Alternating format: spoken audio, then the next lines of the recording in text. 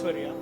சென்னை தலைமைச் செயலகத்தில் பல்வேறு துறை சார்ந்த திட்டங்களை முதலமைச்சர் மு.க.ஸ்டாலின் தொடங்கி வைத்து பணி நியமன ஆணைகளை வழங்கி வருகிறார்.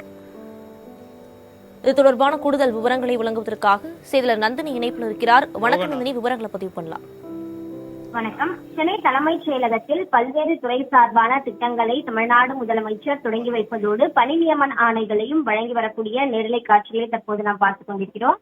குறிப்பாக தமிழ்நாடு அரசு பணியாளர் தேர்வாணையத்தின் வாயிலாக தொகுதி 2A பணிக்கான நெடுஞ்சாலைத்துறையின் உதவியாளர் பணியிடத்திற்கு தேர்வு செய்யப்பட்டுள்ள நபர்களுக்கு தமிழ்நாடு முதலமைச்சர் சென்னை தலைமைச் செயலகத்தில் தற்போது பணி நியமன ஆணைகளை வழங்கி வருகிறார். இதன் தொடர்ச்சியாக பல்வேறு துறை சார்பான திட்டங்களையும் தமிழ்நாடு முதலமைச்சர் தொடங்கி வைக்க இருக்கிறார். குறிப்பாக வேளாண்மை துறை, எழுதுபொருள் மற்றும் அச்சுத்துறை, இந்து சமய அறநிலையத்துறை, சுற்றுச்சூழல் காலநிலை மாற்றத்துறை, ஆதிதிராவிடர் மற்றும் பழங்குடியினர் நலத்துறை உள்ளிட்ட துறை சார்பான திட்டங்களையும் தமிழ்நாடு முதலமைச்சர் தொடங்கி வைக்கிறார். அதற்கு முன்னதாக நெடுஞ்சாலைத்துறையின் உதவியாளர் பணியிடத்திற்கு தேர்வு செய்யப்பட்டவர்களுக்கு பணி நியமன ஆணைகளை தமிழ்நாடு முதலமைச்சர் தற்போது வழங்கி வருகிறார். இந்த நிகழ்ச்சியில் அமைச்சர்கள், தலைமைச் செயலாளர், துறை சார்பான செயலாளர்கள் உள்ளிட்ட தமிழ்நாடு அரசின் முக்கிய அதிகாரிகளும் பங்கேற்றுள்ளனர்.